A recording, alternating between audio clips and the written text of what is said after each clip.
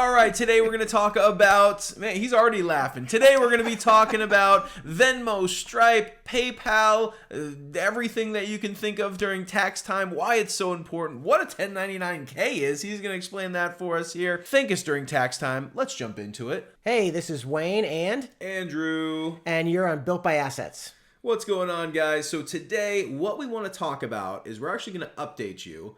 Wayne had a fantastic video that talked about PayPal, Venmo, Zelle, everything that you need to know. What is a 1099K? All of that kind of stuff that's going to come to you. So Wayne's actually here to update us on why it's so important that some of these platforms you use, some of these platforms you don't use, and some of the things that you need to know about these platforms before you actually use them. So what platforms should you not use? Well, you can use any of them, but if you use PayPal, you use Venmo, you use Stripes, and many other avenues where they actually take ownership of your money and then transfer it, or you can keep a balance with them. So hold on. What does taking ownership of your money actually mean? Well, like with PayPal or with Venmo, when you get paid, it doesn't come directly to you. Gotcha. So that platform actually has ownership of the money until you tell it what to do. So they're kind of like a middleman for you. You basically send the money to them, they take it, and then they redistribute it. Right, whether you want to have it sent to your account or you want to pay somebody else off of the money that you got in that account. Okay. So then what's the one that you do want to use? Well, Zelle doesn't have the same tax reporting requirements. Zelle, because the fact that they really are just a transfer platform that's owned by a number of the larger banks in our country. Wait, so how does that work then? If they don't take the money, hold on to it, and then redistribute it, how does the money get from A to B? Well, just say you go into your bank account at Chase, and you've got the option to pay somebody in Zelle. Okay. And it's hooked up to a phone number or an email, whatever platform they use. You go ahead and send the money to them. The money does not go to Zelle. The money goes directly to that person and whatever bank account they have connected to that phone number or email or however they have themselves set up.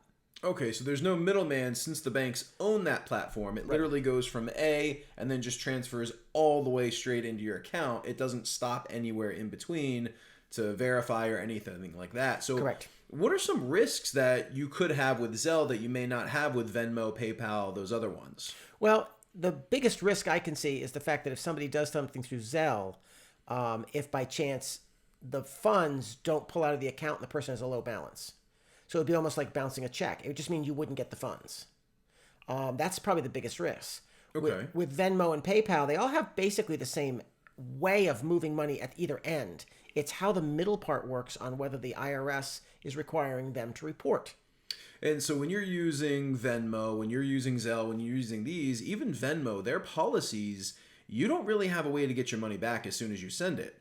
So Zelle's the same kind of way. You can't get the money back. There's no really a refund or pulling it back from the accounts. No. So there's really not too much risk on that end of it. It's more of, at the end of the day, how you're taxed and how the money actually transfers for saving on all of your reporting. So what kind of things, so now that we know that on Zelle you don't have to report a lot of stuff because they're not going to send you a 1099K. Let's stop for a second. Okay.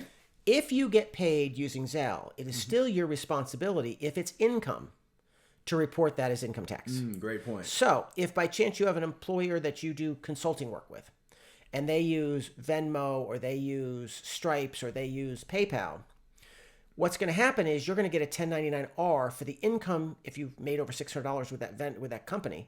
Plus, you're going to get a second one from the platform. So let's just say you make $10,000 working for company ABC, and they pay you through Venmo. You're going to get two 1099s. One's going to be an R saying you earned or they paid you this amount of money. The other one is going to be saying, hey, it went through a platform which tracks the money. So you're then in turn going to have receipts and whatnot and tell the government you didn't make 20 grand, you only made 10, that it's a duplicate payment. Same kind of thing's going to happen where you have a yard sale.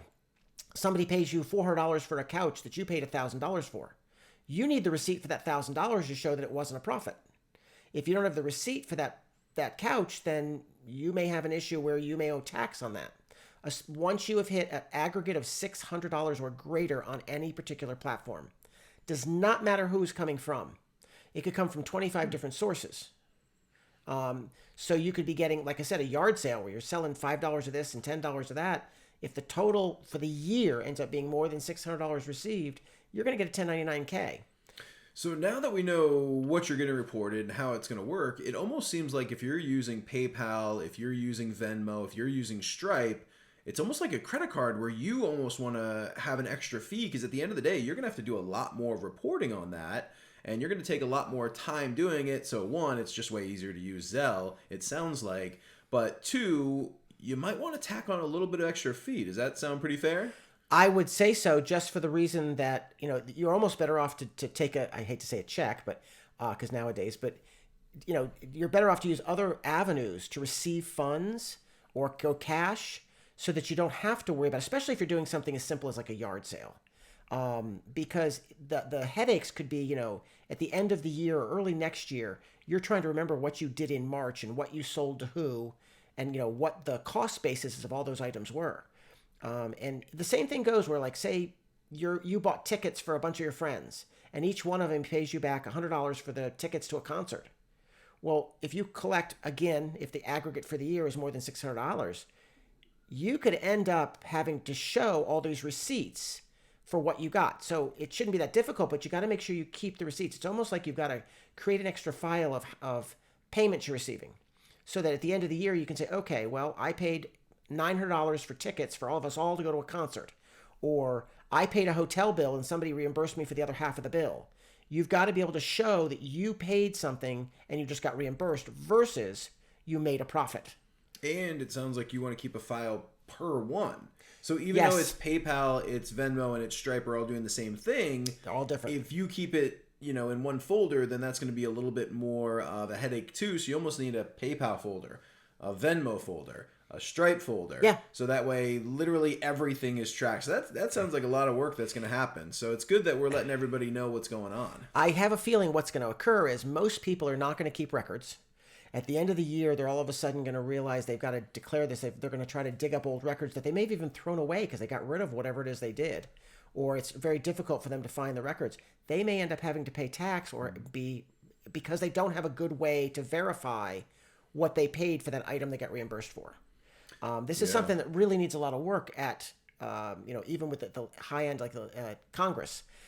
You really should contact your local congressman or senator and let them know that you want to stick with the rules that are pre-2022, where you had to have a total of $20,000 in transactions and more than 200 transactions before it got reported through this process.